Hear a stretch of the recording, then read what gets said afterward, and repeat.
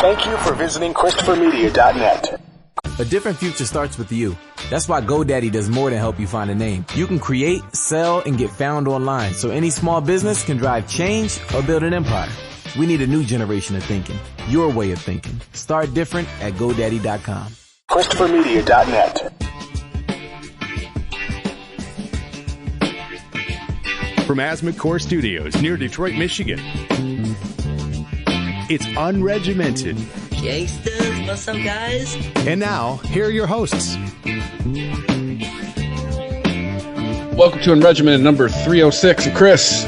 I'm Aaron. And I'm Rich. And the impeachment, what should we call it, a trial? Is it like the impeachment charade still going on? It sure doesn't seem like a real trial, right? I mean, I know it's not a criminal trial, but... It's supposed to be, but... Well, no, because they're not talking about crimes. That's the thing. Well, the Republicans get up there and they talk about how, this is a sham because Trump didn't commit any crimes. And that's not the process. They're not trying to determine if he committed a crime or not. They're trying to determine if he basically broke his oath of office. Yeah, abused his power. Yeah. So, yeah, it doesn't need to, it's not legally, bound to represent what a criminal trial would be, but it's kind of staged like one. So it seems really odd when it's just like 30 lawyers cycling through talking for hours on end. Yeah, and no witness. I mean, we might not get any witness. It sounds like, as of recording this on Thursday night, McConnell was saying he has enough votes to block having any witnesses. So, and I'll tell you what, it seems like too, it's turning into a campaign commercial for both sides. Like this is just a long 2020 commercial for people looking for re-election. Because the speeches that have been given from people on both sides are just eye-rolling material. Yeah, but I don't know.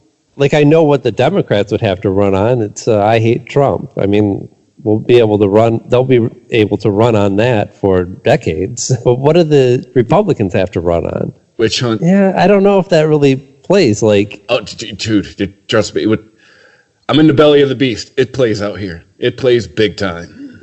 It plays in the base. They are agreeing with them now, I'm sure. Those people that are on Trump's side are like, yeah, you tell them, you stick it to them. But how do they run on that? I don't think if Trump doesn't win this election this year and actually leaves office peacefully and there's a peaceful transition of power to the Democrats, I don't know that there's going to be a lot of people running on support for Trump. Oh, it's going to be... As soon as he's done, they're going to cut him off. No, but it's going to be... I think it's going to be more... starts his own network. It's going to be trying to damage... It's not so much it's going to be, hey, vote for us, we're the good guys. It's going to be more running on the platform is damaging the credibility of the other side. Like that's how they're going to play it. Like, hey, you want to vote for this guy? He lied to try to get what he wanted. Like that kind of shit. Right. I don't know. It's a foregone conclusion, right? Again, if one of the people that were supposed... That's the other thing that's bizarre about this. Imagine if you were tried by a panel of people who were all individually lawyers, judges, and juries. I know that this... No. Isn't that not how it works? Right. I mean, this is how it works for impeachment process, but I don't know. I mean, I was of the impression that the House was the cops and the Senate was the court, but apparently... I guess this is as close to a court as they get. It's whatever you want it to be. Because it's 2020, right? It's whatever you think it is. Well, it's whatever they can get the votes for it to be. I guess there's nothing that says that you have to have witnesses. Yeah, well, but I knew when they took the vote in the House, that pretty much to me said what was good. Nobody broke ranks. I was like, there it is. Can we skip the next 2 months? Because that's what's going to happen. No one's going to break ranks. Right? Nobody broke ranks on the House vote. In the Senate, though, it was, like I said, it sounds like McConnell has the votes to block any witnesses, but did seem to be a struggle, whether that was, could have been political theater, but I imagine not. I imagine if they had all the votes and nobody was breaking ranks on that issue, that's what they would lead with. So I don't know. I mean, I'm not to say that I'm holding out some kind of hope, because I'm not that masochistic at this point, but this is history making, and anything can happen. There's a day in November, everybody. It's on a Tuesday. Maybe show up this time. I think any Republicans that break ranks and vote against Trump better be prepared to get their ass primaried into the next fucking dimension. I really do. I think that's I think that there are people that even if Trump wins, he only has 4 more years, they see the Republican Party as the party of Trump, as a continuation of the Tea Party that started 10 years ago. The Tea Party was a reaction to Obama being elected. Trump came, out of the Tea Party. Rightfully or right or wrong, there's people that do see it that way. I've had conversations with them, and they see that he's the one that is now showing the Republicans how to win, and that's all they care about. I mean, when you have evangelicals grabbing or voting for a guy who unabashedly says that he just grabs women's pussies and moves on them like a bitch, yet they couldn't stand Bill Clinton because he got a blowjob from a fat chick. So like all the pretense of, my morals are stopping me from voting for this man are out the window. They just care about winning. That's what they've proven. And I think they're trying to thin the herd of the Republicans who aren't in Trump's corner. Well, it is kind of great how on both sides of this trial, they can pull up footage of some of these same people saying the exact opposite during Clinton's impeachment, which tells you 2 things, actually. It tells you that politicians' opinions shift depending on where their party is on that issue. And also, there's something to this idea that we need some new blood. Oh, absolutely. Yeah, definitely. If so many of these guys are popping up still. Yeah, I mean, the president, even if he's elected to a full term, only serves 8 years. How many people in Congress, and how many people, well, especially in Congress, a lot of people can't even name their congressman. Yeah. Senators, it's, the herd's a little thinner, so you got a bigger target on your back. Congressmen are on the Netflix model. We're just going to try and not make too much noise and hope that people will just continue to vote us in out of habit. And I've never understood how... I don't even know my congressman's name, but that's who I go and check the box when I go vote, if I go vote. Just like Netflix is like, hey, you haven't watched us in a couple months, but you're not going to notice the charge either because it's just small enough. I've always wondered just why there's a term limit on presidents, but how come you can be a congressman for 50 years? Yeah. Why have we not transferred term limits? Why have we not sent them all the way down? Because we enacted term limits because FDR was president, 4 terms in a row? And Congress went, all right, enough. Right, you're not supposed to be a king. How come we don't extend that to Congress as well? Right. What was it, like John Dingell, who was in office for literally 50 years? Yeah. Oh, there's some guys, I can't remember his name, but there was a guy from the South. Oh, Orrin Hatch. He's been there forever. Arlen Specter was there forever. Bird, I think his name was. He was in there almost 70 years. He was in there for just over 60 years, and then he died and he was 89 or something like that. I was like, God, that is ridiculous. That is nuts. And we wonder why shit doesn't get done. But, what are you going to do? It's the way our system's set up. I agree with you that this, the Republican Party being now the party of Trump, I just don't think that what's the future of that stance? I think you came close to hitting the nail on the head. No matter what, when Trump leaves office, if he does start his own network and he's pushing the Trump Republicans. Yeah. You know what I'm saying? And he's shitting on the never Trumpers in the Republican Party. And it becomes almost like a Red Scare type situation where he hunts them down like Order 66 in Revenge of the Sith or some shit. You know what I'm saying? That could fracture the Republican Party, or it really could push a lot of people over to his side. Yeah, it's just a question of how much of his base he retains being out of office. If he's able to be a public figure and still have the same size base, then I guess he would still have the same amount of power in the Republican Party even out of office. Well, I'm going to tell you this. I can almost... Maybe even more, because... I'm willing to guarantee he's going to be a tireless campaigner for anyone who he sees as a Trump loyalist, because he loves getting up in front of that crowd. I think I'm realizing this now. I think that when we started the Trump presidency, that is, I kind of thought that he would get this out of his system and he would move on, right?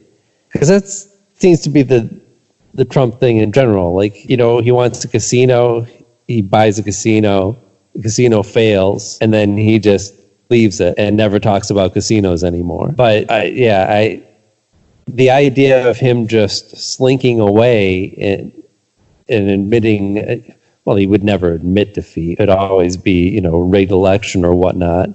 Oh yeah, but a week before the 2016 election, he was calling it rigged if he didn't win. But the thing is, though, we talked. Both sides are going to cry that this election. It doesn't matter who's going to win. Yeah. That's going to come from both sides this cycle. But here's the difference, like between a failed business and a failed politician. Like, failed business to Trump is nothing.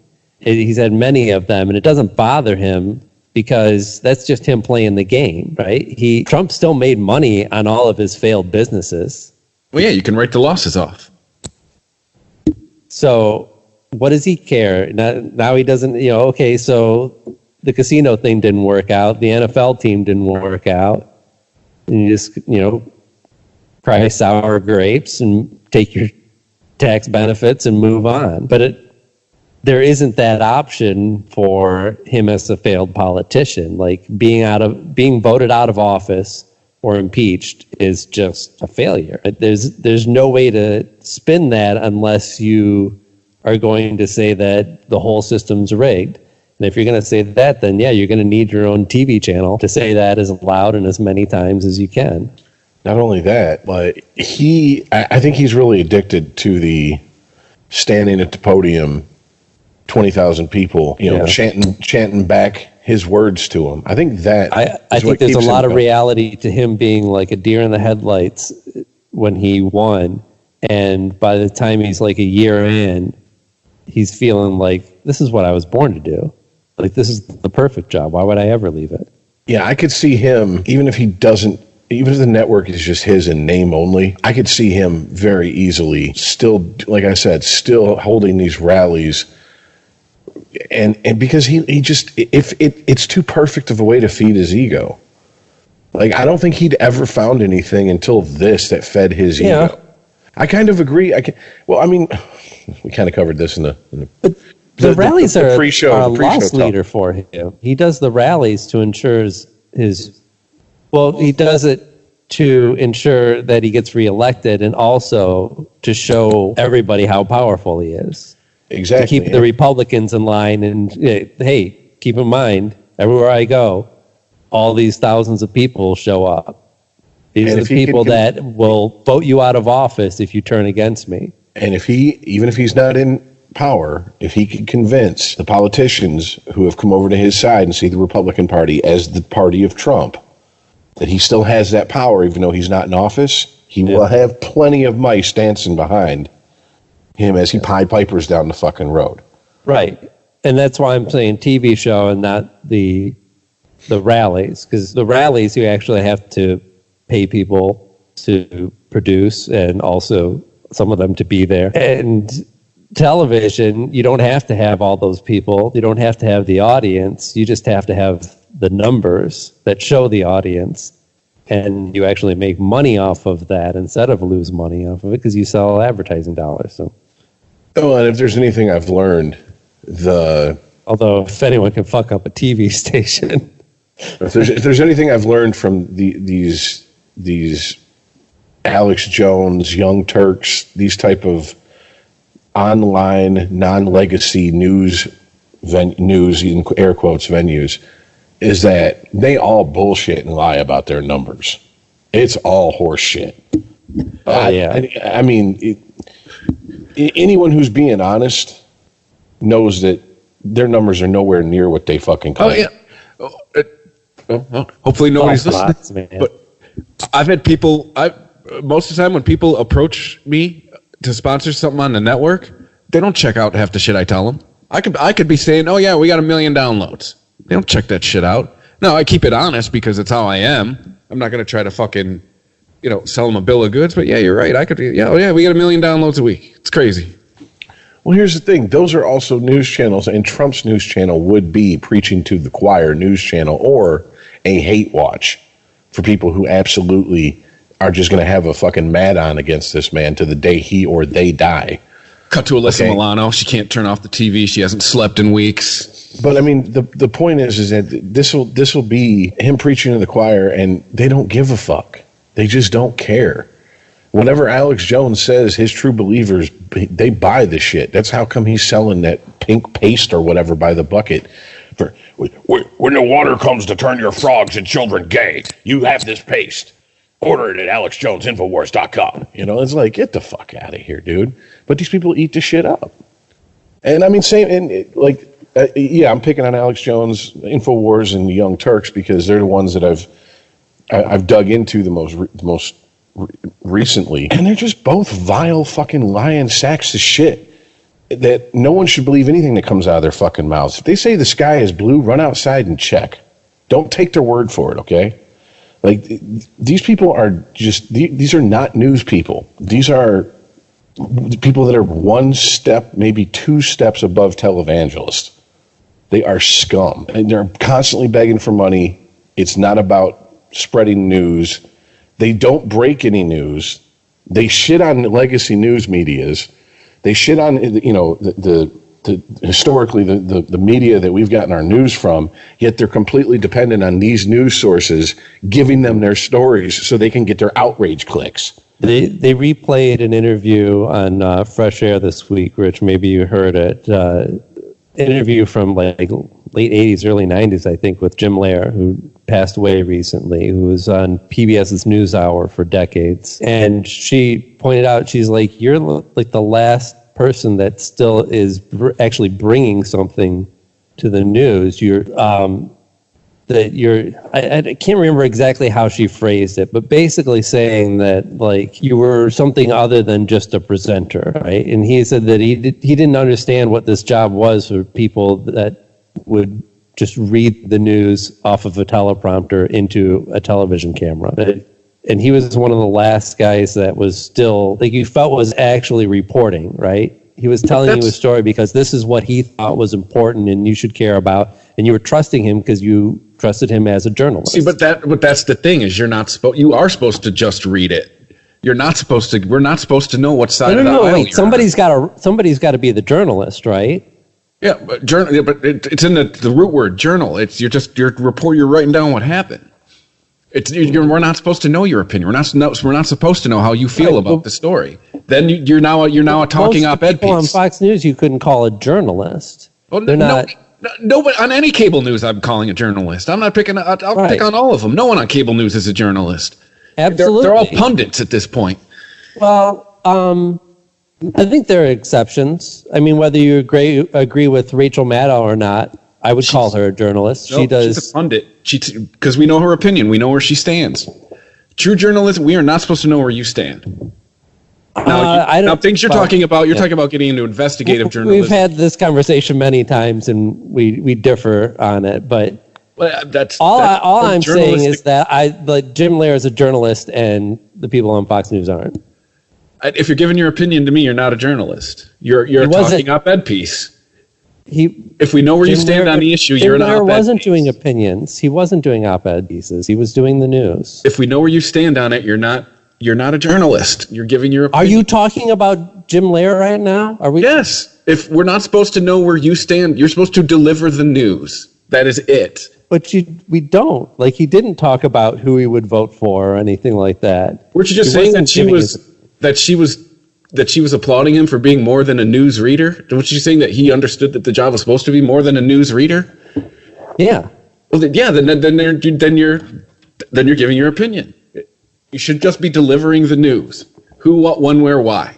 No.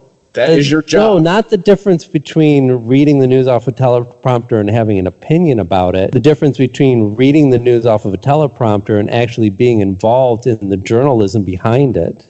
You like writing it? Like writing the story? Yes. Okay, then that's fair. If he's writing what he's reading. And Rachel Maddow does that too. Now, I agree with you. Rachel Maddow is also giving her opinion. She is doing op-ed. She is doing something different. But she's not just, somebody that they thought would look good in front of a camera and here, read this copy. To me, I think she has decisions in picking which stories she reports on and obviously how they're spun because she's doing opinion. But you guys, I think you guys are debating the difference between a broadcaster and a journalist. You go to broadcast school to sit in front of a camera, look pretty, and read. You go to journalism school to dig up stories and report and get in the trenches. You know what I'm saying? Most broadcasters don't get in the trenches. They sit in a studio all day. They get their makeup and hair done. You know what I'm saying? Like, even though I think that's changing over the years now. There's a person who gets in front of the camera who actually has the power to say, I'm not going to say that because I don't think that's correct. But see, then now we're crossing. Now you're a pundit.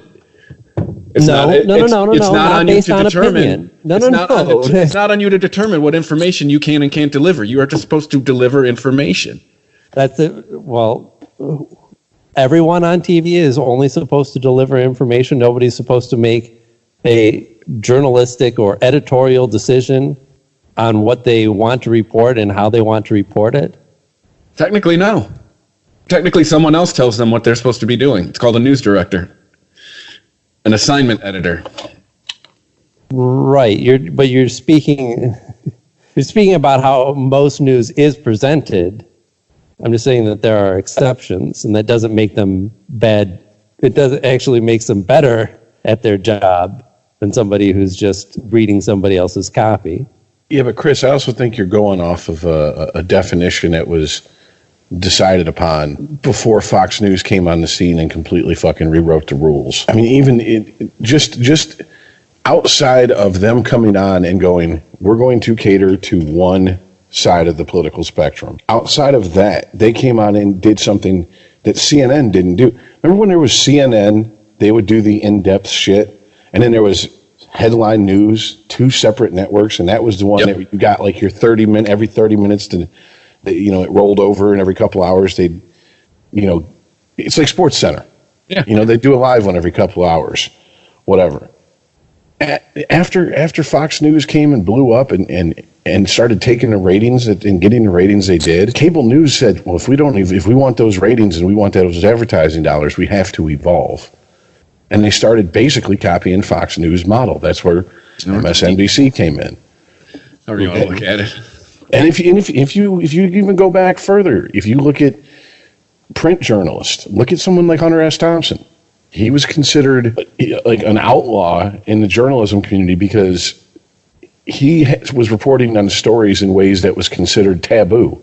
He was inserting himself into the stories. When he wrote a story or wrote a book, he talked about what he was doing along with the story he was telling. I mean, take away the over the topness of it. Well, he'd make himself part of the story. Yes, yeah. And that was seen as a no-no for most journalists. I mean, journalism That's gonzo journalism. That's the term they came up with. Yeah. It's an immersive experience. Yes. So, I mean, it's like, to me, if I turn on, it's like if I go to the Associated Press, I go to Reuters, I just want the facts. I don't want opinion. If I turn on any other MSNBC, CNN, Fox, I know what I'm getting. I know the spin is being put on what I'm being fed here. I mean, here's the thing. Like, even with Fox News has an actually just competent group of journalists that just report the news, and that's the majority of what is aired during the day. Now, in the morning and in the evenings, you got your opinion people, and that's the shit that people really salivate for. And that's the opinion model is what MSNBC ended up copying. Hey, you think it's an accident Maddow's up against Tucker Carlson? Right. Hell no. No, that's the news is entertainment. Those are the people that come home. Yeah. And back in the day, they might have turned on the ball game and had a beer or two. Now they come home, they turn on the news channel of their choosing and root for their side like they used to root for their team. Yeah, it's like sports. Yeah, that's completely. I agree with that. It's completely different, and it's almost like a day part in radio broadcasting. You know, you change up your programming just enough because you know that you're going to get these type of people that want to hear this type of programming at this time. So instead of playing music all day long, you have a morning show where they talk for 4 or 5 hours. They just do it at night. Yeah, but the people who want facts, they're not watching now. Let's go to all opinion all the time. And all the channels do it. And you know what's funny, though? Rich, you brought it up a bunch of times. You know what's funny is how it's the fairness doctrine. No one's fighting to bring it back. No, in fact, it's scoffed at by quite a few people. No one on either side of the aisle is trying to bring that thing back. A lot of self-styled intellectuals scoff at the idea of that ever coming back in any shape, form, or fashion. Well, right. I mean, what would be the advantage of you just end up splitting the baby, right? A shift of power implies that it could shift back to you at some point in the future. So they may have the upper hand now, but I will get my turn to have the upper hand in the future. Whereas ensuring a completely level playing field means that neither will have the upper hand at any point. Yes, and that doesn't advantage me in any way. That's the point. Right, but I agree with your point, but what's the incentive for a politician to back a plan like that? Well, no, it's like you said, it's something we've always said on this podcast, or I think it's something we stolen from Adam Carolla. You're not unringing that bell. You know, it's like if they roll back the ACH, you think our insurance premiums are going down? Fuck no. No. Yeah, once you can't go back. So I get what you're saying, Aaron. Yeah, once the Brinks truck started showing up to the cable news networks, they're like, no, we're. But it's not the fact that if it was that was their reason, you know what I'm saying? Like, hey, we would make less money, and this is a business. We're a for-profit news organization. We're here to make money. Okay, well, fine, I get that. I understand that. Whether I respect it or not is irrelevant. I get it. You're trying to make as much money as possible. You're trying to maximize your dollar. But they try to gussy it up as it's like, that's just ridiculous. You can't be fair in news. You can't present two sides of the same story equally. Yes, the fuck you can. We did it for decades before you assholes. We did it for 70 years. Yeah, it's possible. The thing is, people have to want it, but we're addicted to those outrage clicks now. We want to hear the story. Oh, who's canceled this week? Who got caught talking to the wrong politician? So, oh boy, what hashtag's trending right now about that? We like that shit too much. That's why ultimately we would decide. We would have to decide. Politicians, if we were like, no, fuck you, we're not going to vote for any politicians that don't support this, and back that up, you'd see politicians, quote unquote, new information has came to light, and I've changed my mind. Oh, as you call it, flip-flopping when your opponent does it? Yes. I noticed you flopping around like the fish at the end of the Epic video. Yeah. Go ahead, tell me more. Unregimented. ChristopherMedia.net. What can give you a competitive edge in today's red-hot housing market? Rocket can. That's because Rocket Mortgage can give you a verified approval. It could help your offer stand out, because when you find the perfect home, you don't want to lose it to anybody else. Rocket Technology provides a rock-solid verification of your income, assets, and credit, giving sellers and their agents greater confidence in you. We've already helped over 1 million clients just like you reach their home financing goals this year alone. So remember this, what can help you buy the home you really want? Rocket can. Go to rocketmortgage.com or call us today at 8338-ROCKET.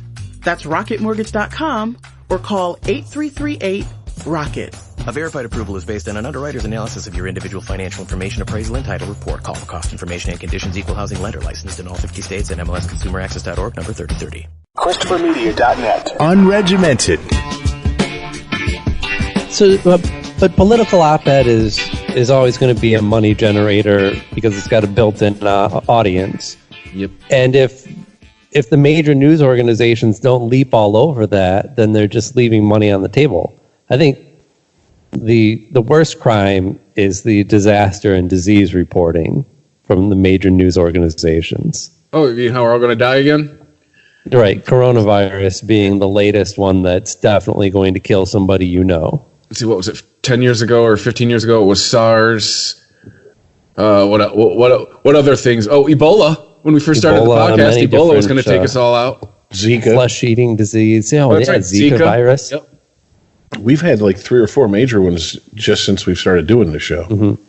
And to your credit, and how many different like pig and dog and chicken flu and all these different. Do you guys know anybody who even had this shit, much less was deeply affected by it? In the last 10 years, I've known 11 people that have been put in the ground due to overdoses. I don't know anyone that's been put in the ground due to any of these epidemics. That And I'm reading one of them earlier before we were recording. Should you get a flu shot to help with coronavirus anxiety? Well, no, drink Dos Equis. So your story is asking if people should, even though they know it won't do anything to inoculate them against the coronavirus, should they get it just because they're anxious about it? Because they're reading stories like this about whether they should be anxious about the coronavirus or not. And in all these stories, they always list the symptoms. Now, it actually varies widely, apparently, but all this shit is like your normal cold and flu symptoms. Oh, if you've got a fever and a headache and a cough, you might have coronavirus. Oh, shit. Yeah. Or you might just have the flu like everyone else, especially at this time of year, peak flu season. Yeah. So at peak flu season, when everybody's getting these symptoms, you're spreading all these stories about how, we found one case in America. Mm-hmm. The contagion is going to start spreading. Yeah, one thing I gotta wonder is what the fuck is going on in China where all these bullshit type stuff starts over there? Is it the shit animals they shouldn't be? Yeah, is they think the shit that eating a snake will make your dick bigger. And I'm not joking. They believe this and they eat shit that makes them sick. Oh my God. If eating snakes made your dick bigger, let me tell you something. Snakes would have been extinct right? thousands of years ago, all right? We'd be reading about them. We'd be learning about them in school. We'd be all walking around like tripods, but there would be no snakes on this planet. They were talking about the dodo and snakes in science class. But no, that's one of the things I was thinking. Is it the animals they eat, how densely packed the population is into smaller that's a areas factor as well.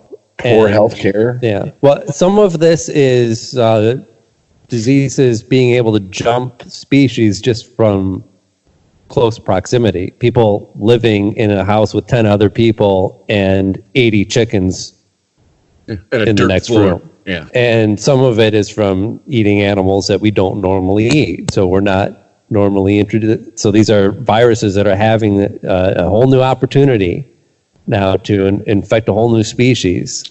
Yeah, and I'm not exactly an expert on working conditions in China, but I'm pretty sure the working class and working poor in China are pretty much like they still have the same.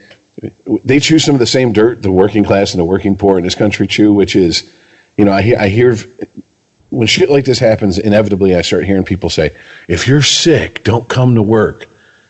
And everybody that works is an hourly wage slave is like, "Oh yeah, that's funny. Yeah, I'm going to call off work because I got the sniffles and a cough. My boss will fire my ass." Okay, there could be 12 feet of fucking snow outside. You're still coming in, right? The electric company's not going to take, I was sick this month. The electric company don't take excuses. They don't take doctor's notes. Oh, you were sick? You got a note from your doctor? It's cool. And you hear about the working conditions in China. If they won't even let you kill yourself, I think taking a sick day is out of the question, okay? I mean... Isn't China the country that gave us the suicide nets? Yeah. I don't think you get a full day off for trying to jump out a window. You try kill yourself. You take 10, 15 minutes, then you go back to work. 15 minutes back to work. Collect yourself. You take 2 cigarette break today. Yeah. Unpaid. Yeah, man. Watch out before you do it. Okay. Because when you're paying racist, people, by the way. Do they not have accents? How's that racist? Do you think if they were talking about Americans, they wouldn't like grab their eyes wide and be like, "I want 5 Big Macs and extra large Diet Coke, please"? You know, like, yeah, fair enough. All right, you know, I mean, they got us. But no, seriously, when you're only making like 15 cents an hour, you know, management's got to save, punch out for them smoke breaks. God forbid you make that 2 cents that you shouldn't have. Jesus. So yeah, that's well, of course, the usual suspects and my friends. That Aaron, you've met some of them now. Yeah, they oh boy, this fires up the conspiracy theory with them. I'm keeping my family indoors. I ain't letting no one in my house. I'll kill anyone who coughs. It comes near my house, and you know, and I'm like, you went through this shit with every other thing. You're fine. Calm down. And then when it starts to not be like death is outside their door knocking, like, who is it? Candy Graham? No, I'm not falling for that. You know, they're like, okay, so it's not as bad as I thought. Do you think the Chinese are engineering these, like, you know, in the stand? Like they're working on the super flu and they're testing it on their own people? Yeah, but these sound like zombie preppers. Like, they got a plan, right? Yeah. People start talking like that to me. I usually start shaking my head going, oh my God, you have children. I see, but I collect conspiracy theories. Like some people collect baseball cards. I just love to hear, like, especially the smart, dumb conspiracy theories. Like the ones that are like, you've actually put some thought into it. It's all dumbass thought, but you put some thought into it. You know, I can respect that a little bit. You know, like you didn't just go, you know, we didn't go to the moon because Stanley Kubrick. Wait, what? Like, no, if you look at it, Danny in The Shining's wearing an Apollo 11 shirt. That's a hint, right? And then blah, blah, blah. Like, you're actually batshit crazy. You're nutty as squirrel shit. Cool. Sit down and tell me your theory here. So I kind of enjoy that, but it's in a very sick way.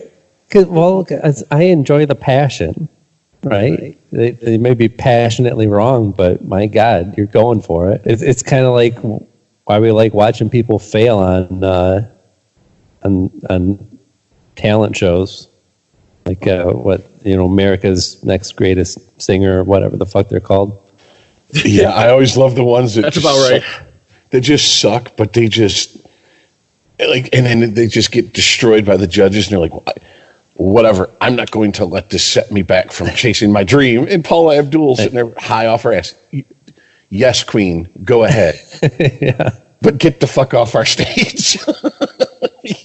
Go ahead, chase your dream. You're going to fail. Right, like who are in the music industry for a living telling you, probably not. And that's probably, Rich, I think we might have stumbled up. American Idol might be where feelings versus facts started all coming undone. It all started with Edward Hung. Yeah, it all started. Well, I'm going to chase mine. Cool. Well, 3 people who are in the music industry have been in it for a while. I'm telling you, probably don't have it. But all right, you believe you're going to do it. Keep going. If you're referring to, I feel like that person could be a star versus it's a fact that person is a good singer, then yeah, definitely feelings won over facts on that show. Yeah. Well, I do have to say, one of the best skits on Howard Stern when he was still on terrestrial radio that he had that I ever heard was he had 3 judges in from American Idol. And he had Chad Kroeger from Nickelback and that dude from whatever band it was that did the hero song for the Spider-Man movie. Is there Josie Scott? Josie Scott. One of the members of Nickelback is called Chad Kroeger. That's the lead singer. That's the lead singer. How did I not know that?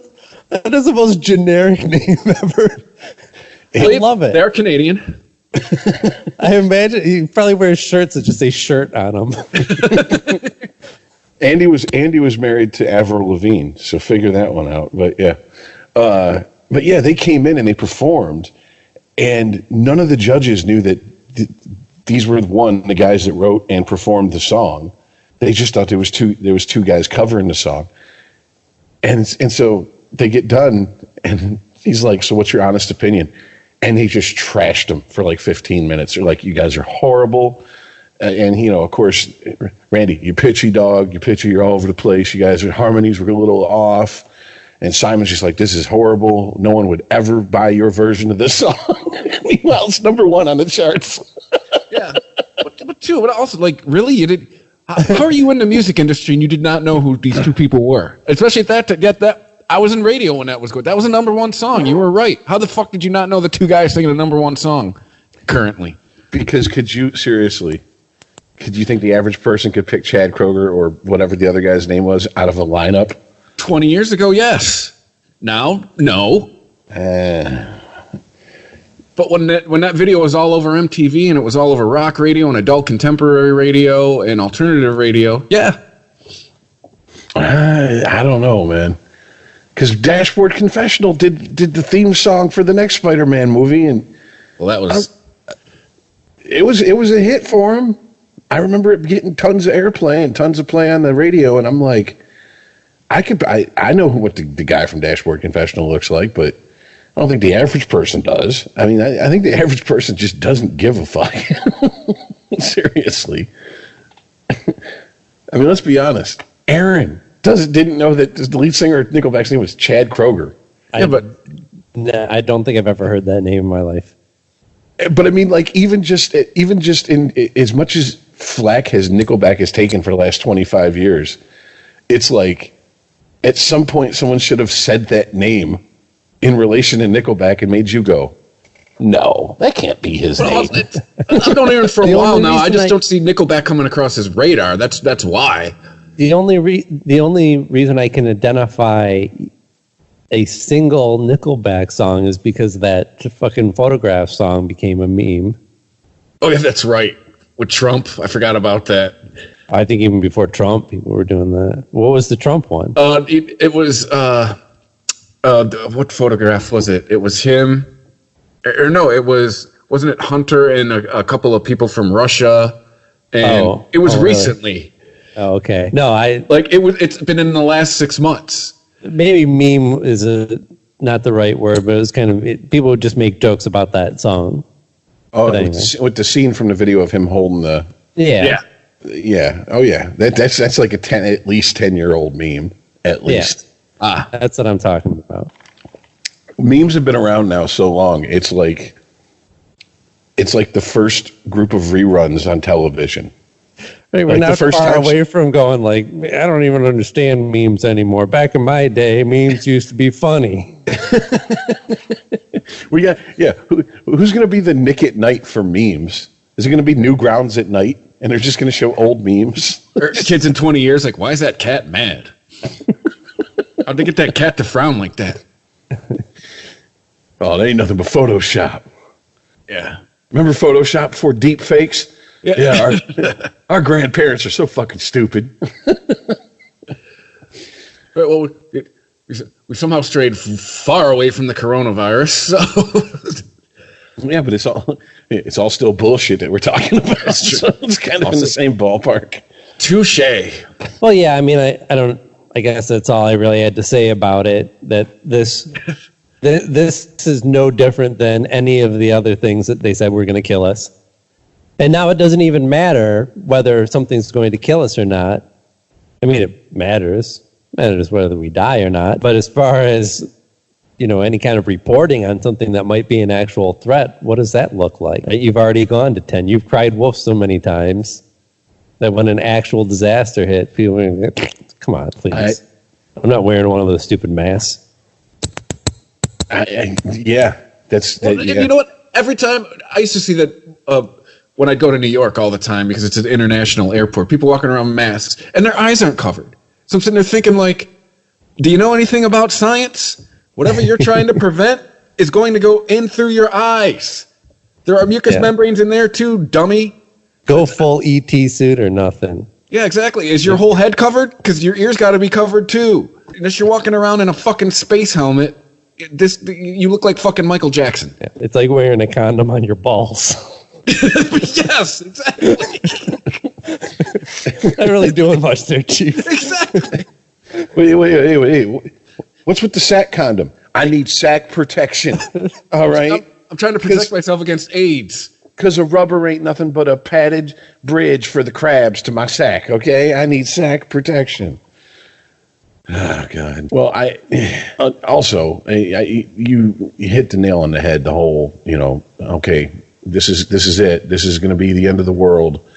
How many times have we heard this shit, et cetera, et cetera? What bothers me is what happens when the shit really does hit the fan. Are we just going to be like, yeah, okay, whatever. And then people start really dropping like flies and we're like, oh, shit. Well, too late to take this seriously at this point. So I guess land just got real cheap. A lot less people on this planet. Yeah. But because it's kind of one of the there's so many issues that the news makes such a big deal about. It makes it sound like, the end is imminent. That it becomes white noise. Yeah. It really does. I mean, I'm not worried about being taken out by some virus or, some domestic terrorist who shoots up a place. I'm more worried about being taken out by people texting while driving. But you don't see that probably kills more people than, all these panic news stories put together, but they don't start the fucking news podcast or the news podcast. Yeah. The news broadcast with that. Oh, no one would tune in. I had heard some story on NPR the other day about Hezbollah activity in Dearborn. No, I'm sorry, it wasn't on NPR. It was something that I think I was at a restaurant or something, and the TV was on. It was like McDonald's or some shit. And they were talking about Hezbollah activity in Dearborn. I'm like, good. Like, I'm glad I moved closer to it. They're not going to blow up anything in Dearborn. What's that news story? There's Lebanese people in Dearborn? Right. That's what has. That's shocked. Yeah. No, another story that I was reading as well as on the coronavirus. This one caught my attention. Is it bad to drink water that's been sitting overnight? This is on MSN, and it's just talking about how if you have a glass of water on your nightstand, like shit can fall into it and you don't know. And if you drink from a bottle, they recommend that you finish that bottle all in one sitting, that you don't let it sit, because your bacteria is getting into that water, and then once you cap it and leave it sit, that the bacteria cultivates. Even though they admit in the story that it's your own bacteria that was already in your body, so even if it's not, I'm going to quote Mr. Carlin here. I have an immune system, and it needs practice. Right. That's how it works. They mention BPA bottles, but everybody does BPA free now. Like, everybody knows that shit. Or they're just saying it is. Because really, are we? Who's checking? You checking? You got a BPA testing kit at home? Yeah. That is one of them. Like, I don't drink out of a water bottle that I've let sit in a hot car, because plastic's off gas. All plastic's off gas. But anyway, it's just really, we have to have a news story to tell us whether the water is okay to drink or not. Like, we can't figure this. Like, if something falls into your water, you see it. And if you don't see it, then guess what? It doesn't fucking matter. Aaron, we now live in a world where the New York Times hired the editor of BuzzFeed to be a reporter for him. So, sure. Yes, we do need a story like that. apparently. Yeah, what's your follow-up? Don't stick a fork into the toaster. Yeah. Make sure you poke a hole in the hot dog before you microwave it. Unregimented. ChristopherMedia.net. ChristopherMedia.net. Unregimented. So what else? Should we talk about the other big news story of the week for a second here? The death of Kobe Bryant. Okay. If you've been under a rock this week, that has been like, I'd say probably until today, it's been like the lead story every day. From like Sunday through Wednesday, it was a lead story every day. I actually had a friend who said he deactivated his Facebook account for 3 days because he's like, I couldn't. Everything on my time, like Kobe Bryant. He's like, look, man, I get it, but I don't give a fuck. I'm not a basketball fan, and Jesus Christ, you know what I'm saying? Well, it's interesting you say Jesus Christ, because I'm kind of with your friend because of like, dude, there's a basketball player. We're acting like Jesus Christ came back to earth, he's going to save all of us, and then we shot him. Like, the reverence that's coming out for this guy, like, I get it. It was sad. It's horrible the way he died. It sucked. The saddest part of the story is his daughter dying with him. Yeah. You know, who knows what their final moments were like. But the reverence that is, I mean, I get it. He influenced a lot of people, but I'm kind of with your friend, Rich. Like, I'm over it. I have to say, I have been shocked at some of the, not necessarily national media people. I mean, because there's former teammates of his, guys who, you know, were in the league with him, friends of his who played, you know, who were surround and around in the game of basketball. If you knew the man personally, I understand taking it hard. Mm-hmm. But I'm just talking like, you know, 30-year-old people who, you know, have a YouTube channel or a podcast. Yeah. They're just like, they say themselves, they go, I don't know why I'm taking this hard. I feel embarrassed about it.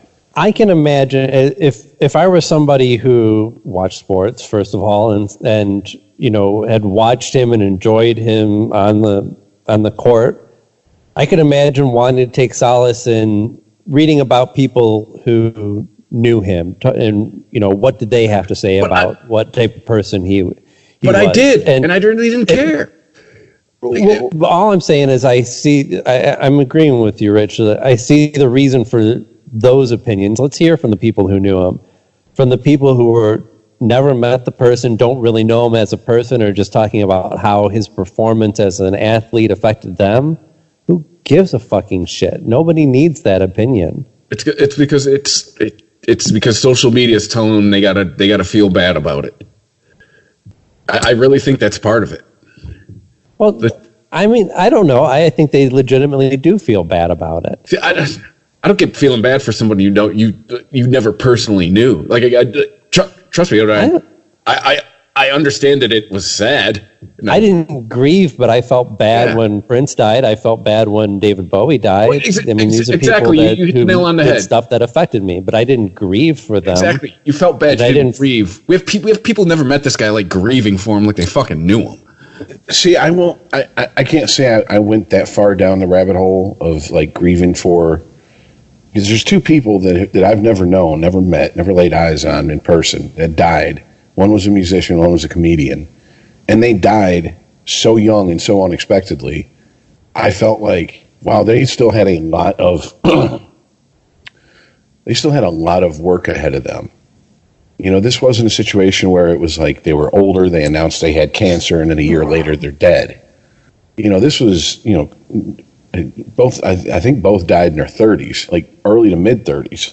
So it's right. This seemed like, I don't know a lot about Kobe Bryant or sports again in general, but he seemed like he was going to be one of these guys that had a lasting career. Well, like Michael Jordan. You know, he had just retired a few years ago. He was going. Well, I don't mean. Let me clarify. I don't mean in the sport itself, but just that lasting presence and influence. He probably would have went on to, I don't know, he won an Oscar last year. Right, so there you go.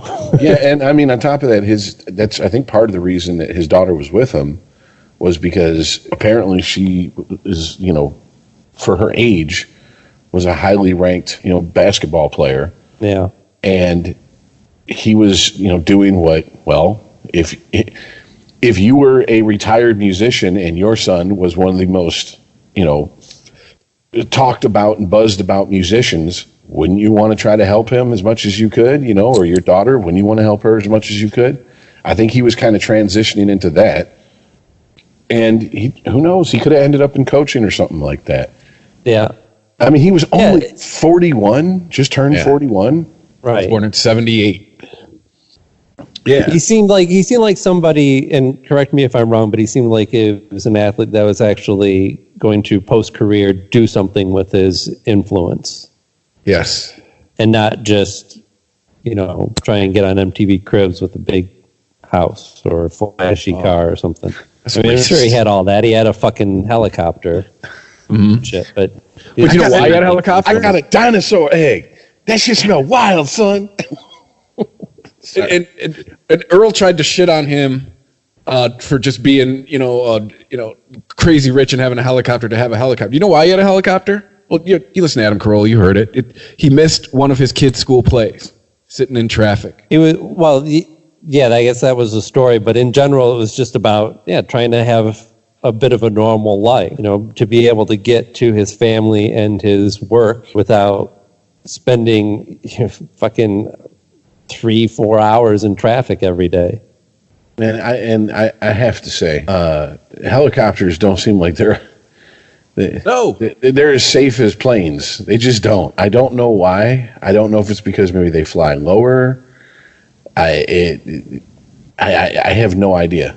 But that's interesting. I mean, I would be curious what the statistics were on that. Well, I know that if conditions are absolutely 100% horrible, you are not taking off in a plane unless it's from a private airfield.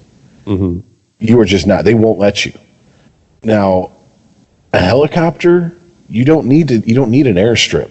You just need a spot to take off and land.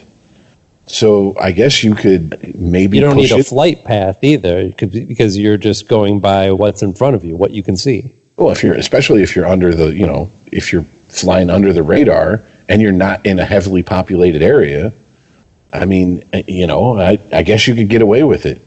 Hey, why would I sit here and spend 2 hours waiting to get an okay from the nearest airport when I could just hop in this helicopter and 15 minutes later be where I got to go? And if I get caught, I'm rich enough to pay the fine. And if the weather's bad, which I've seen pictures of the crash site like a half hour after the crash, it looked pretty foggy. And I mean, that's usually the right conditions to take out a helicopter. Foggy, a hilly or mountainous area equals bad news, man. Just bad news. Well, apparently, too, it had no terrain warning system, something that's been required for a few years on helicopters. This helicopter did not have it. Yeah, that's what I'm saying. Like when we talk about this, when we have cars now that can judge the distance between the car in front of them. So, why wouldn't helicopters have some sort of radar system? Well, that's what I was trying to explain to Earl, but he got so excited that he just wasn't listening. But when Stevie Ray Vaughan died in that helicopter crash, there was 3 helicopters. There was one ahead of the one he was in. There was the one he was in, and the one behind him had Clapton and his brother in. Yeah. And the middle one is the one that ended up crashing. And Clapton said in his biography, he said, I all of a sudden didn't see the blink of the helicopter in front of us, and I thought, okay, well, they must have went over, because they were coming out of East Troy, Wisconsin, which is a skiing area. He's like, I just assumed they went over a hill or a mountain. Right. Until the next day, they didn't know till the next day that they had slammed into the side of a ski mountain. You know what I'm saying? And it happened, and there was obviously no explosion. This was at night. They'd have seen that. So I mean, it's not as cut and dry as like Earl was making it out to be. Like, oh, he just didn't want to sit in traffic because he didn't want to take a limo. Well, fuck it. I mean, I understand what you're saying, because he kind of did come off like he was saying he got what he deserved. But I'm like, why do you deserve to die? Because you don't want to sit in 4 hours of LA traffic. Yeah, the guy had means. The guy had means to do it. Fuck it. Like, yeah. But this is Earl, someone who flossed so hard in high school and didn't have 2 pennies to rub together. I should have just told. I'm sorry. I know he's not on the podcast, but I should have just told him to shut up. But no, the one thing that does kind of, to me, the saddest part is his daughter is 13. Yeah. That's really fucking young. The fact that she died with her dad, those last moments, most likely being, if they knew they were going down, terrifying. And then I'm uncomfortable with the reaction to his daughter dying from some people that are like holding her up like this was like, oh my God, she was going to be the Wayne Gretzky of women's basketball. She was 13. You know what I'm saying? Women's basketball's been around for 20 years and it's losing money. So she'd have to be a hell of a player. You know what I'm saying? They've had their chance to have their Wayne Gretzky by now. It's just like, everybody hold up, chill out. You know what I'm saying? Like it's. I understand that to a lot of people, the minute a person dies, that they become an angel in that person's mind. But I don't know, something just doesn't sit right. Like if I was the family, I'd be like, you didn't know my fucking daughter. Don't sit here and act like you're some sort of guru with a fucking crystal ball that can tell me what my daughter was going to do or not do in the future. She was fucking 13 years old. 3 years she could have gotten tired of basketball. Who the fuck knows? Yeah. What teenagers change their mind? Come on, Rich. That doesn't happen. Especially teenage girls. They're known for just making decisions and sticking with them. We talked about it on Sporgy a little bit. You talk about it here. Could this maybe be a watershed moment for the media where perhaps being first should not be important? Aaron, are you aware that Kobe Bryant's family found out from TMZ? I had a feeling because I was reading about it within 2 hours of it happening. Yeah. And I'm like, what the fuck? Like I read this was Sunday morning, right? Was it Sunday or Saturday? Well, it was Sunday morning, California time. For us, it was Sunday afternoon. Yeah. So, I read that Kobe Bryant and 5 other people, I believe, were reported dead in a helicopter crash, and didn't read until that evening that his daughter was one of the people on the helicopter. I'm like, this is fucked up. Not just fucked up story, but fucked up in the way that it was reported. Mm-hmm. Like, is being first that important to you, TMZ? Because to me, that's unforgivable. That's how his family found out. Yeah. Well, and then you have the fact that, the extended family are sitting there watching TV, and the TV reports falsely that all his children died in the helicopter crash with him. Can you imagine being like, like the grandparents or the aunt or the uncle and being like, what the fuck, what? Like you thinking, okay, not only did I lose, my nephew or my grandson, but I also lost 4 great-grandchildren, or 4 grandchildren along with my son, like it's just, it's a shitty situation. And then it's an unconfirmed report, but there was enough of the national sporting news networks reporting it that one family member who wanted to remain anonymous said they literally found out via their social media feed. And I'm like, I can't imagine that. I just can't. I mean, I get that, some people look at social media as, this is the new way of keeping in touch and everything. But to find out your cousin, your uncle, your nephew, whatever, is dead through not even a family member posting it on social media, but a news network, and you can't get any confirmation on it anywhere else. I mean, it's just, the whole thing just reeks. And I'm right there with you, Chris. This obsession to be first, I wish these networks obsessed half as much about getting the story correct as they do being first. Well, it used to be, this is from the journalistic ethics code. It used to be you want to be right rather than first. That is gone. That's been gone for at least probably 5 years. Well, I mean, and then there's the fact that the news is so, what do you call it? I guess people have such a distrust of the news that apparently during an interview that the day after Ice Cube was given an interview, and him and Kobe were like pretty tight to the point where, you know, they'd text and call each other.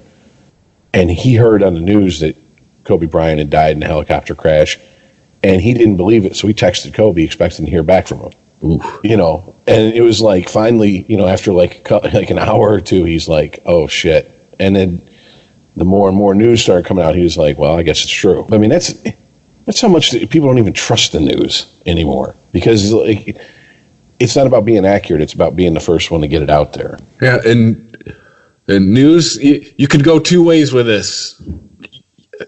You can correct your course, or you can keep going down the shitty path you're going down. Like this should be gut check for any media outlet, but it probably won't be. Like to me, that's just awful. That's how. I don't know. But speaking of awful, I mean, we can bring up the. You know, I had to bring this up, Rich. I mean, he did probably rape a woman. There's that as well. And I know you talked about that Ari Shaffir tweet, Rich. Mm-hmm. I heard some of it, and I kind of agree with some of it. I mean, it's talking about Hollywood liberals. It's apparently your love of basketball is greater than your hate for sexual assault. Yeah. If you want to know where the line is with Me Too, apparently dead athletes. Well, sports and music. We've determined that, right? Sports and music. Yeah. That's music your line still. with Me Too. See, the only thing I can say to that is pretty much what I said on Unregimented, which is she chose not to testify. She gave conflicting reports. I said probably. You know what I'm saying? Like, he was never convicted, and the prosecutor didn't think the case was strong enough to move ahead without her cooperation. Or after, like the prosecution itself said, when they did their investigations weren't matching up with the different stories that she was telling.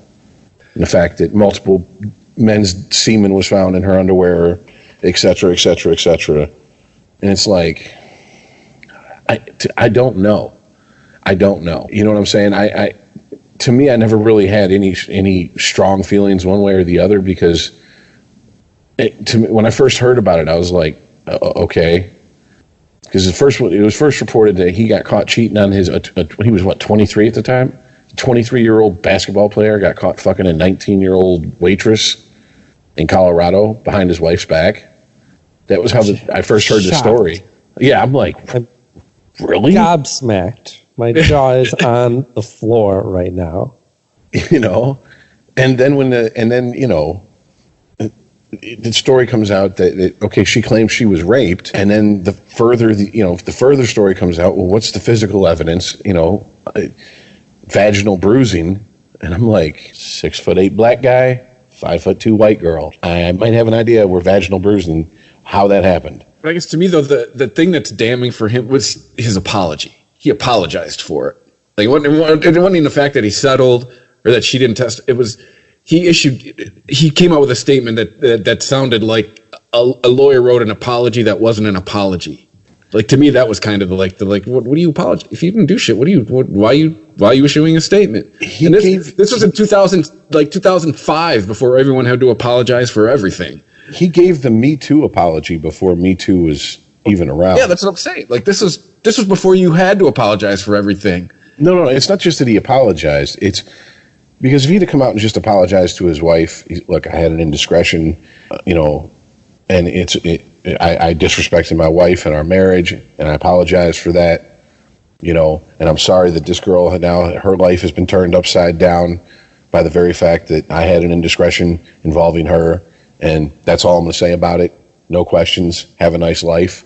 And he'd have walked off the stage. It'd have been one thing. He got up there and was like, well, I didn't look at it as rape, but if she felt it was rape, then I don't know. You know, who am I to tell her? And I'm like, that's such a Me Too apology. You know, an accusation comes out. Do you remember grabbing my ass in a club in New York City in 1983? No. But if I did, I'm so sorry for it because I have to believe all women. Well, let me get a feel of your ass, and I'll tell you if I remember it. Yeah.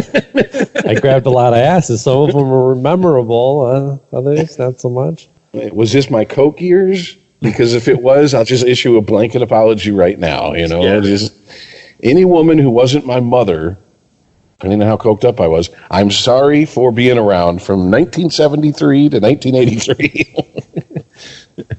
Cocaine's a hell of a drug.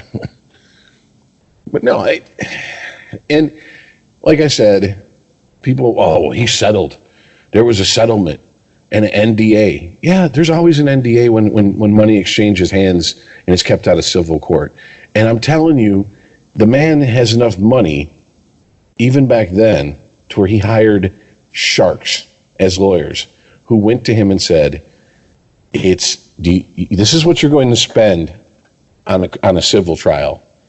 And this is not a criminal trial. Everything's going to be dragged up. Your wife's going to have to come to court, or at least hear the stories about you fucking this chick every day, as long as this trial goes.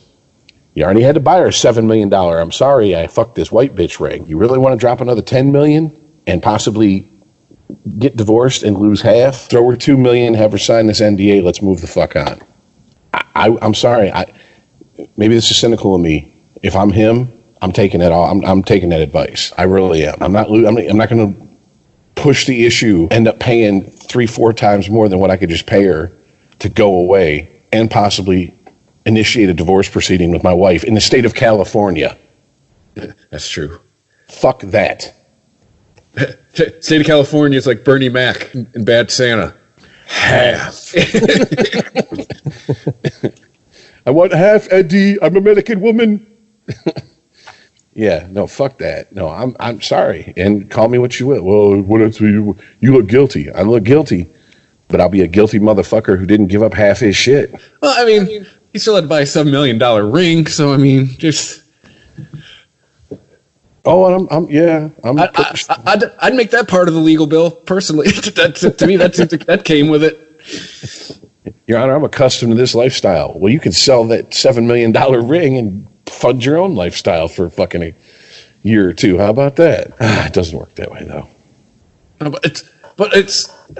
belaboring the point, but it does get back to what you said about death does not make angels of us all, and a lot of people who were and Earl brought this point up, and he was right. A lot of people who were probably talking shit about the man 48 hours earlier, all of a sudden are shedding tears, and there's all this reverence for him. Absolutely. I compared it to the Michael Jackson when he died, and how all these celebrities who would have broken both their legs to scramble away from him while, the day before he died, were breaking their legs to scramble to his funeral so they can get their pictures taken and, get up there and perform and have their little YouTube moment. Unregimented. ChristopherMedia.net.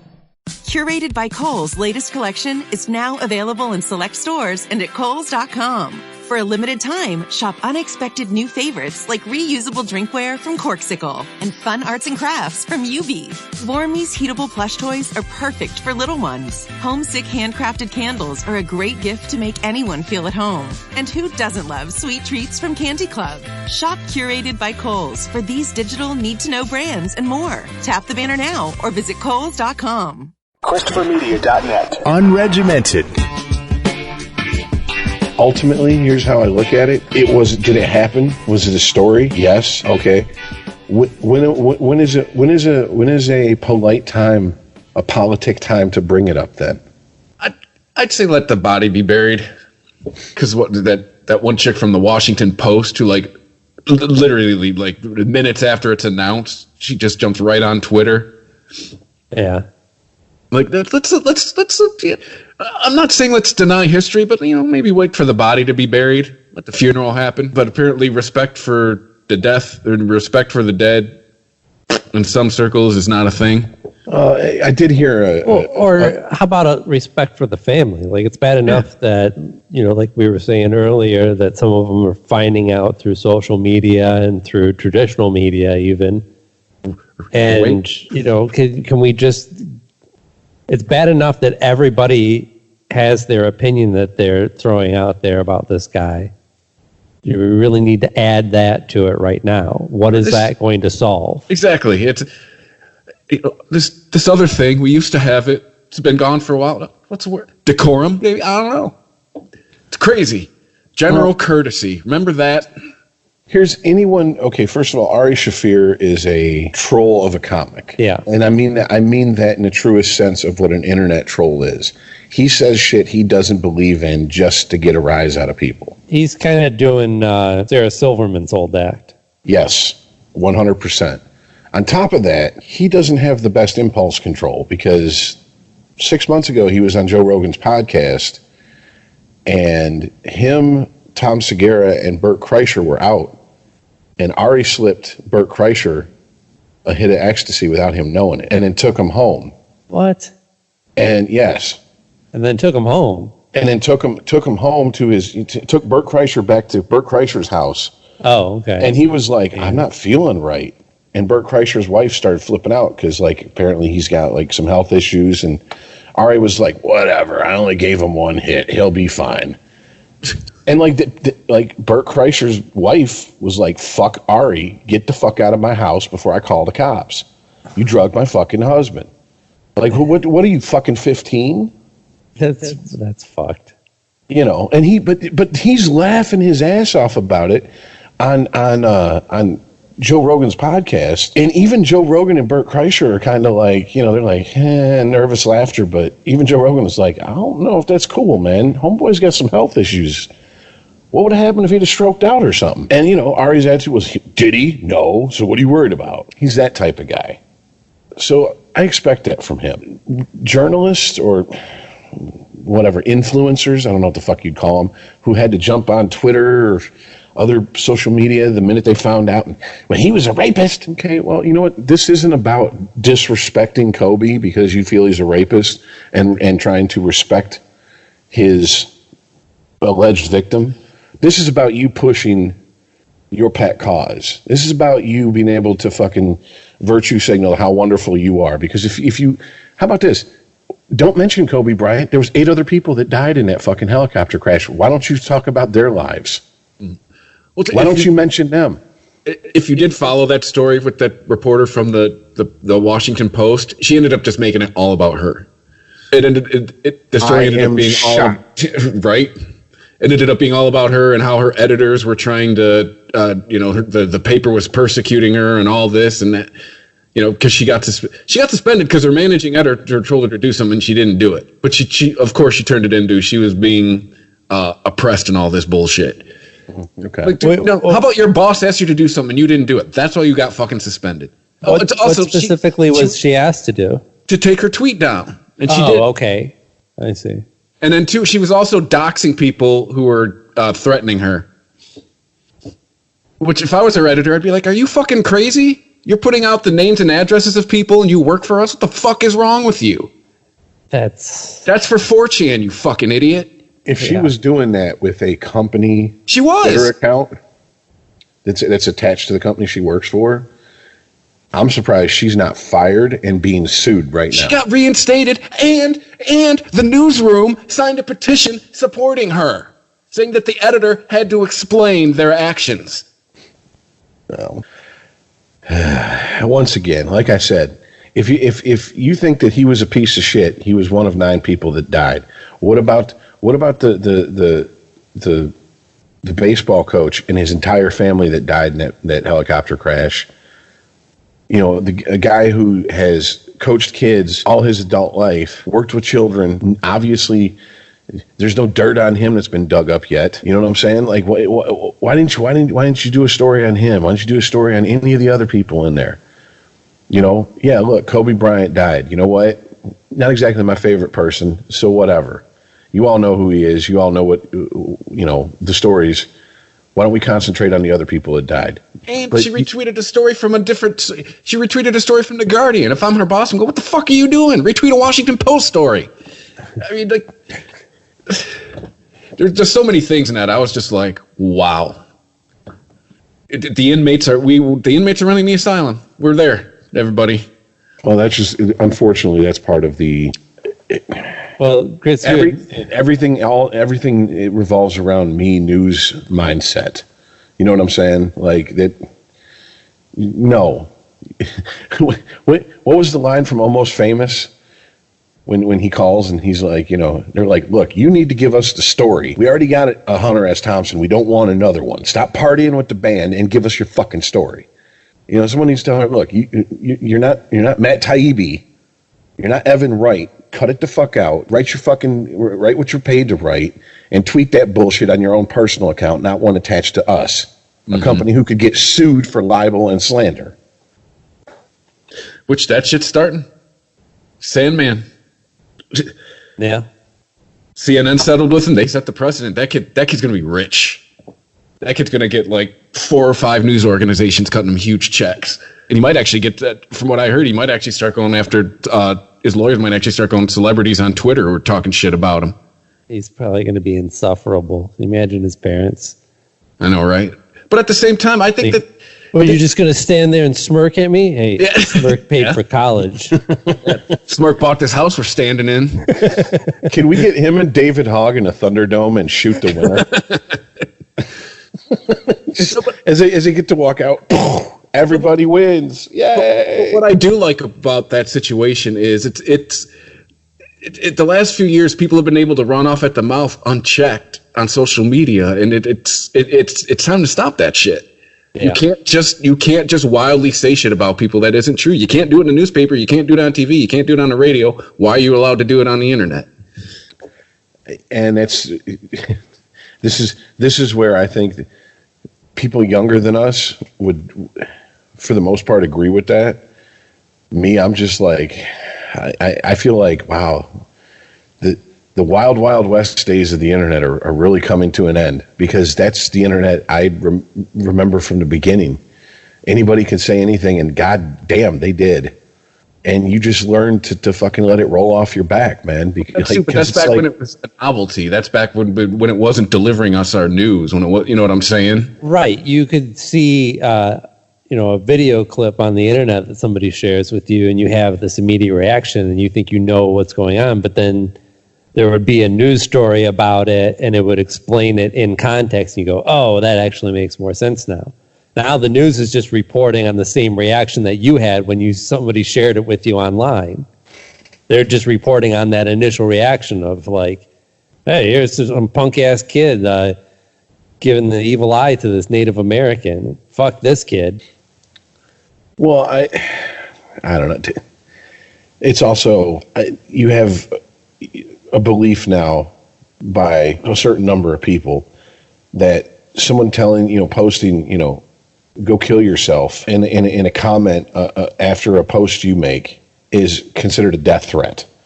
To me, that was go kill yourself is like, I remember playing like games online, and besides being called racial slurs and being accused of preferring the company of men to women, that was like the third go-to phrase for everybody. Why don't you kill yourself, faggot? You fucking suck. That's not a death threat. A death threat is, I know where you live. I'm coming for you, you piece of shit. Here's what color house you live in. I'll see you tonight. Sleep tight. That's a death threat. You know what I'm saying? So, I mean, it's just, ultimately, I get it. I understand. You can't go off and run at the mouth, because it's not just a forum with a few 100,000 people at most who might read it. When you tweet something like that out and the national media picks up on it, it's millions upon millions of people are now aware of this. So it does change the scope of it, which means accountability has to come in. It's just, my fear is that accountability will be selectively enforced. Well, it already kind of is by the platforms. Well, it's selectively enforced like many things are in this nation if you have enough money to actually prosecute it. Yeah, but it seems like that, like slander and libel laws, especially lawsuits, like if you don't have shit, like if someone, I'm suing you for slander. Okay. You want my cat? Come have her. You got to feed her twice a day and scratch her behind her ears. She likes that. What the fuck else? I don't own anything else. Well, you can take my property? Really? The house I own? Ha ha ha. Right, you know what I'm saying? But specifically, we're talking about holding news organizations accountable, not individuals. Mm-hmm. And at what point, when do we start holding the platforms accountable? Like you are facilitating this, and you're letting it go unchecked. Hey, no, they started it when they started banning people like what's his nuts? Rich was talking about earlier. The platform started. Alex Jones. The platform started it when they decided to do that shit. They started it. Yeah, I can't argue with that. They at a certain point they decided to be a gatekeeper. So yeah, so they already are selective gatekeeping. Because Alex Jones is off of Twitter, but I'm sure there are still people saying just as much vile shit, the same vile shit he's saying on Twitter, but they're still on it. But let's also not forget, with that round of bannings, Alex Jones has made the most noise about getting the boot. But I mean, Louis Farrakhan got the boot too in that same exact round of thanks for showing up, but no thank you. The door's now closed to you. When they banned his ass. Mm-hmm. He just ain't crying about it on every fucking podcast that'll have him on there, like Alex Jones has been. He's still on his nationwide church tour. Exactly. He's I'm actually making money up, Benny. Exactly. But to also, let's be honest, it's Farrakhan. He just probably it's another arrow in the racist quiver, right? That Jewish white devil who runs Facebook threw me off. Brothers and sisters, are you shocked? You might as well be shocked the sun rose in the east and set in the west. I can just hear him preaching that shit. Put more money in the plate. So fair enough. But still, you get what I'm saying. Like people like the people who lean to the right like to act like they're the only ones who got hit because Alex Jones, Milo Yiannopoulos, and a handful of other people got the boot. But I talked about earlier, they took a page out of the left playbook. Hey, they learned that the squeaky wheel gets the grease. You pitch a fit about it, people will notice, and they'll talk about it. That's true too. I mean, everything's flip flopped in the last 30 years. Yeah. And the future for journalism doesn't look good either. Like Chris, you pointed out earlier, the BuzzFeed editor that got a job at the New York Times. Yeah, he's now a reporter for New York. For the New York Times. Awesome. Yeah. What? The guys from Barstool Sports wasn't available? Yeah, exactly. Out of curiosity, I went to BuzzFeed's homepage to see just what type of hard-hitting journalism is trending there. Deep investigative pieces like James Corden has finally spoken out about the Carpool Karaoke drama and released a list of celebrities he didn't actually drive with, which it turns out, I don't know if you guys know, did you see the clip? Somebody saw him filming one of his carpool karaokes, and the truck that they were in is on a trailer being towed. Okay, forgive me my ignorance. He films his show in California, right? Yeah. California has some of the strictest laws about what you can and can't do behind the wheel of a car. Yeah, I would imagine so. Are they really shocked that he can't be sitting there with a film crew on his hood driving around L.A.? Yeah. Aaron, let me get this straight. Is the quote-unquote controversy is that they're not really driving? Yes. Wow. It makes it sound like he was, like when I read it at first, I'm like, wait, he wasn't actually in the car? What, did they split screen him in? That's what I was thinking, but no, you're saying that's... That's the controversy. He's not actually driving the car. John Travolta? I should hope not. Sam Jackson wasn't really driving. Show. John Travolta really didn't shoot somebody in the face. So let's see, what else? Right. And, this is just barely a story as well. It's just a bunch of links to tweets and a couple clips from his late night show. That hard-hitting journalism the Times is bringing on board, huh? Yeah. See, that's where Twitter really annoys me, is when people say Twitter's good for breaking news, and I can see that. But now people have gotten so lazy, they let Twitter invent the news. It's like, this isn't news. This is it.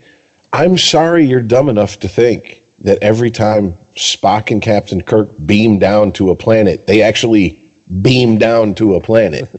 Like, are you kidding me? The new journalism ethos. So when given the choice to print the facts or the tweets, go with the tweets. Yeah. Aaron, I wish that was a joke. And it's not just. But I wish that was a joke. It's not just fluff, shit like this. It's like sports, politics, et cetera, because anytime I click on an article and there's one paragraph and then I have to scroll like 4 pages worth of tweets, I just close the shit. I'm like, no, I don't want to. If I want to read that much Twitter, I'll just go to Twitter. This isn't a story. This is you reposting someone's tweets. It's essentially the written version of Man on the Street. That's not news. That's reaction. The op-ed used to be in the back of the paper for a reason. Now it's the front page of the paper.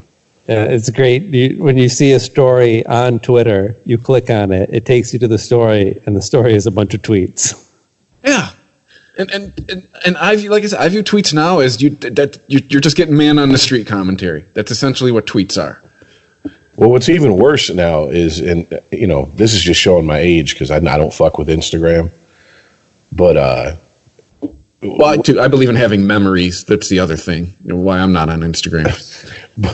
but like every once in a while, and like I'll get a news notification. There's a story, and I'll click it, and it'll open a page. And click here, basically it'll say, the headline you just read, click here to see what we're talking about. And I click it, and it's a link to a picture on Instagram. And I'm like, this isn't a story. This is you showing me some chick in a thong. Which, I appreciate that. Yeah. But ultimately, it's the internet. I can see a lot more than that at the touch of a button. Yeah, I have Pornhub. I can see penetration. Seriously, yeah. Wayne Gretzky's daughter in shocking situation, and he's like, oh, what'd she do? She fuck up? She get caught betting on her dad while he was, oh no, she's in a bikini again. Oh, wonderful. Well, I'll rub one out, but it's not.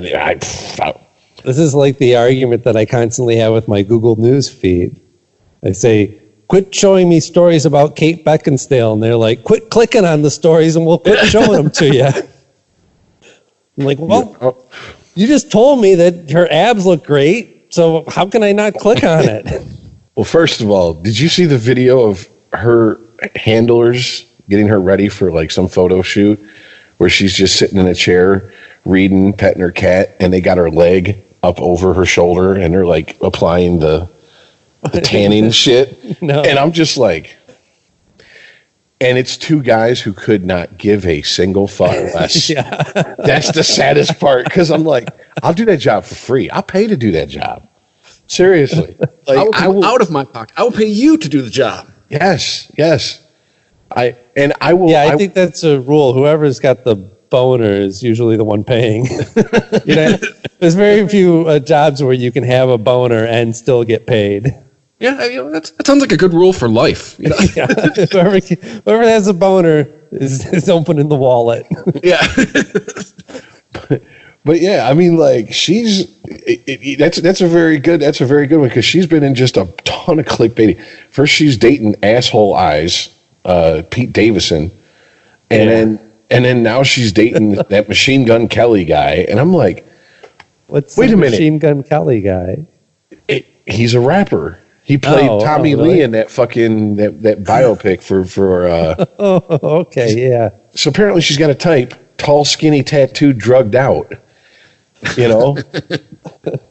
So she's a model. I'm calling my buddy Eric saying, you better fuck her and let me sniff your fingers afterwards.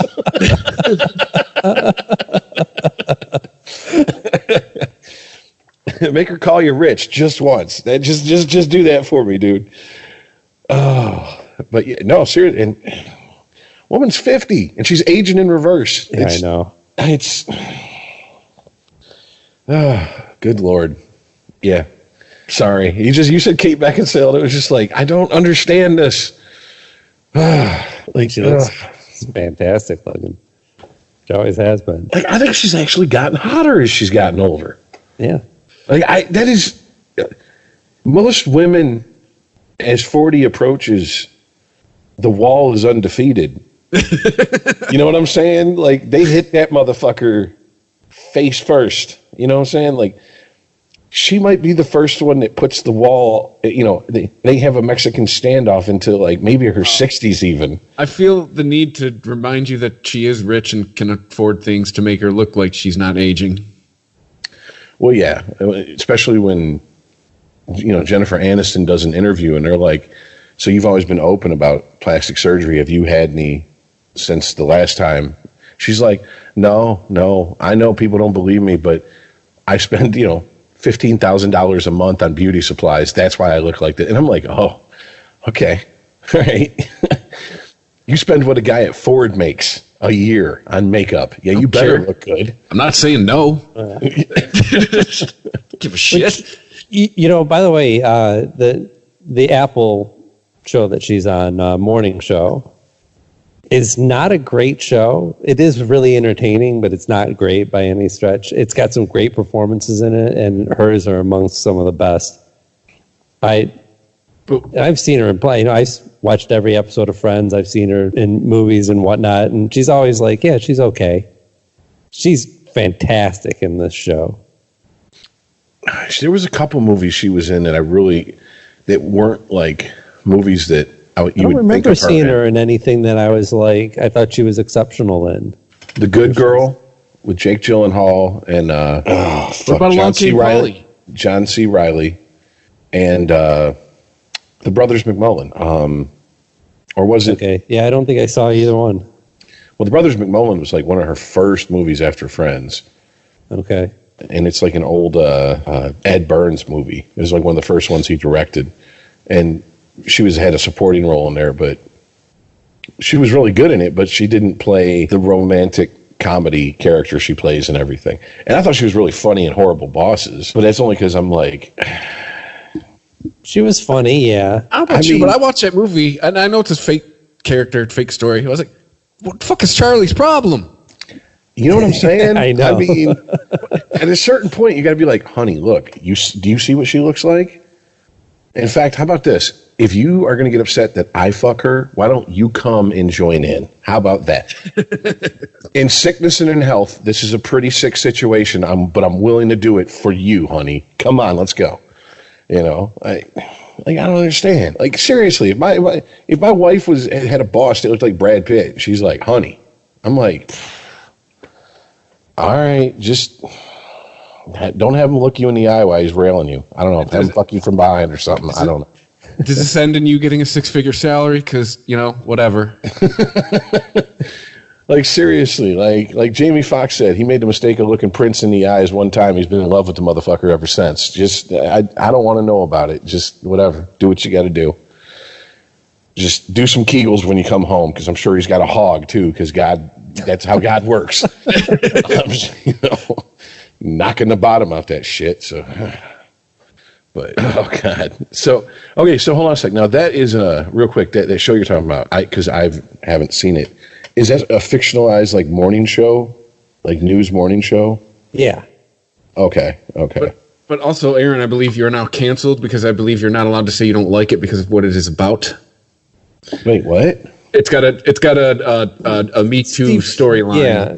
Steve Carell is playing a character. He and Jennifer Aniston's character co-host a morning show together. And, but we don't even actually see any of that. The story starts with reports of Steve Carell's characters, forcing himself on women that work at the TV station. Is it a comedy or is it like a dramedy? It's a dramedy. Okay. It's kind of weird. Like, I don't really know if it knows what it is. That's part of the show's problem. It has a bit of an uneven tone, especially initially. Like I said, it's not a great show. It's an entertaining show. I think if you can get to episode 3, things seem to start to come together. But it almost doesn't know if it wants, like, how far it wants to take everything, right? If it wants to treat everything super serious or if it wants to be almost farcical. Like, it almost has tones of a movie like Election at times. The thing, where you have these like almost ridiculous, bordering on slapstick moments, but it's concerning like really kind of dark material and behavior. I don't know. I mean, there are some choices that are made in that. Steve Carell's character yells out, "I didn't rape anybody." And you're like, I don't know if that's supposed to be like endearing or scary, or if that's supposed to be a laugh line. Like Steve Carell's character is probably the biggest problem with it, because they're not totally making him the villain. And it is kind of interesting what they're doing, because so Steve Carell, his character, he gets Me Too'd and everything, and he gets lumped in with like all these other people who are kind of in the same situation. And he's trying to delineate between a person like him who maybe took advantage of his position to, date interns and whatnot, and had inappropriate behavior, versus an outright rapist like Harvey Weinstein. And there's kind of a great scene with him and Martin Short. Okay. Martin Short, they don't address him by name, but he seems to be playing himself. And I've never heard any stories about Martin Short, but in this show, this version of Martin Short has been Me Too'd, and they're having this conversation about like, oh, it's so unfair that we're being tried in the court of public opinion, and they're classifying us with outright rapists. And then Martin Short starts just taking things too far, like, oh yeah, and this bitch that I was fucking, like, she got pregnant. I said, that's your problem, and blah blah. And he's just like, oh shit, like there is a line, and it's between me and you. Like you're the one that's going too far. Me Too. I'm just a creep. Like they're trying to paint his character as like, I admit that I'm a creep and that I took advantage of power to get laid, but who doesn't? And I'm not. And it still makes me. That may make me a creep, but it doesn't make me a rapist. I get to tell you, Aaron, you said you don't know about Martin Short personally. I can tell you the reason he is playing this role is because he has not been Me Too'd. I mean, I imagine that they couldn't, like, they probably found like the squeakiest clean person that they could. Yeah, they probably found the least likely person to be Me Too'd and went, we need you to play a rapist. And somebody that nobody's going to believe. He can get up there and act like a rapist, and nobody's going to be like, oh, Martin Short's a rapist? I don't know. I bet you till about 5 years ago we could have done the same with Cosby. That's true. I've always thought there was something between Martin Short and Bill Maher about like their old party days. I think those guys went pretty hard at one point, and there's probably some like stories they would rather didn't get out. Because every time I see him on Bill Maher's show, like they're just a little too chummy, and every once in a while Martin Short says something and Bill Maher gets this, motherfucker, we're on live TV look on his face. You know what I'm saying? That is one person I'm surprised who has not been caught up, because the general chatter around Bill Maher is he's a giant pussy hound. Yeah. Same thing with David Spade. I'm just surprised that Bill has not been caught up in it. But they're just guilty of being horn dogs, right? Yeah, but still, I don't know. Yeah, but we've learned this. There have been a few stories where we've all agreed, and even the rest of the country has tended to agree with, yeah, that was a bad date. Sorry, we're not counting that. Right. Maybe there is something to be said, and this is, hopefully this is true. Maybe they're just the type of guys that are like, look, here's the deal. I just want to have fun. I'm not trying to get into a serious relationship. I don't want to get married. I don't want to have kids. If you want to have fun with me, let's go out. Let's live life. Let's have fun. And, if we grow apart, we grow apart. No harm, no foul. Go your way, I'll go mine. And because they're honest, they don't get this, because they're not lying to get the pussy, and they're not making promises to get the pussy. They're not getting these crazy bitches that like, I texted you 15 times in the last 5 minutes. Why haven't I heard back from you? Like, oh my God, bitch, because you're crazy. Go away, click. He raped me, or some shit like that. He took advantage of me because he has a man of powerful position and all that shit. Maybe they're honest and they attract those type of women who are like, I have no problem having fun. There's no shame in wanting to have sex. Or maybe there's no shame in wanting to date somebody and not spend the rest of your life with them. Have you been watching Curb Your Enthusiasm? Yeah. Yes. Maybe Bill's playing it like Larry David. All right, now it's the point in the evening where some type of mood was going to be made or expected. I'm going to take my right arm and I'm going to put it here. Maybe Bill plays it like that. You don't know. Well, I can't remember what comedian it was, but a comedian from back in the day when Bill Maher and Martin Short would have been running together was around. There's like, also rumors that they preferred the company of professionals because professionals kept their mouth shut. Right.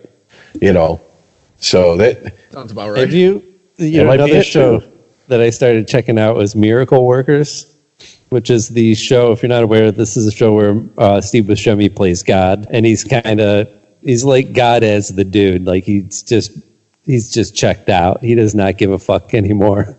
Well, I almost boomered myself. What service is this on? I almost said channel. I can't. I think this is on TBS. I think or some. It's actual cable channel. TNT, TBS, one of those. But yeah, it just reminded me of it because Steve Buscemi's God. He gets a bug up his ass watching Bill Maher, and he's railing on religion, and he's like, I really hate this guy. We got to take care of him. And he makes his assistant explode his dick. What? But his assistant goes to the department that's in charge of genitalia, and they're like, can we just blow up Bill Maher's dick? And they try, but it involves a pump, and they end up just making it really, really big. And so and God's getting mad watching stories about Bill Maher walking around town with this huge hog in his jeans.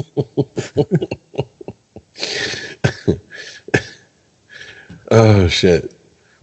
All right, so that one just moved to the top of the list above the Jennifer Aniston show. I'm sorry, I just want to see Steve Buscemi as God, and now Bill Maher with a fucking overinflated cock. Yeah, what's it called again? Right, Miracle Workers. All right, and it's like I think first season is 6 episodes. They just released or just started a second season from it.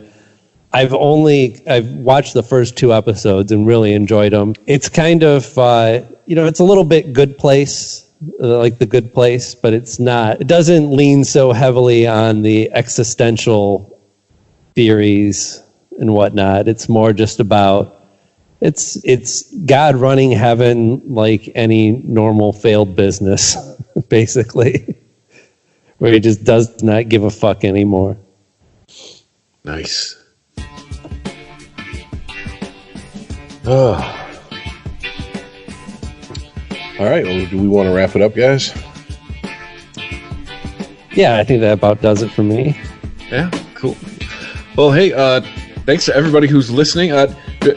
Recently realized we're on the news commentary chart, so thank you, everybody. Hey, we're charting. Yeah, we're charting, so that's cool. I guess those ratings and reviews probably help them. Yeah. So just please do it. Leave a rating, leave a review. And if you ain't got nothing nice to say, just leave a rating. You could do that. You can just hit 5 stars and move on with your life. There's also ChristopherMedia.net. There's an Amazon banner. There is a donate button. If you want to be like Dawn and give us, a few bucks a month, that would be cool. We're on Spotify. We're on Google Play. We're on Apple Podcasts. We're on Spreaker.com. We are on iHeartRadio app. It's pretty much anywhere you get a podcast, we are there. Check us out every week, and thanks for listening. See you next week. See ya. Later, guys.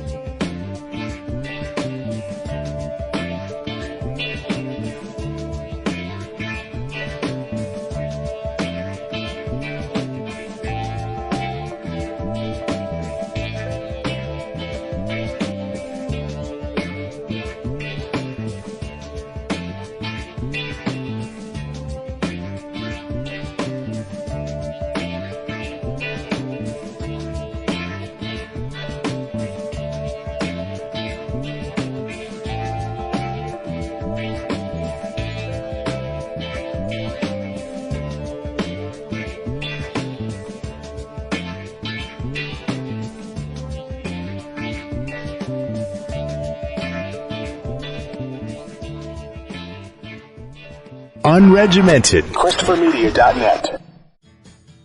What makes hardwood flooring so special? The way light reflects off its knots and grooves? Or the way it stays warm and inviting, even for hundreds of years? Is it the unmistakable texture beneath our feet? Yes, probably all that stuff. And you can get it all in hundreds of varieties and colors at LL Flooring. Need help choosing a beautiful new floor? Use Picture It, our online visualizer, to see our floors in your space. Only at llflooring.com. ChristopherMedia.net. If you like this show, please tell a friend. Please make sure to rate and comment on all your favorite Christopher Media shows. Please follow us on Twitter and like and share us on Facebook. You can subscribe to all ChristopherMedia.net shows for free on ChristopherMedia.net. Thank you for listening, and thank you for visiting ChristopherMedia.net. Thank you for visiting ChristopherMedia.net.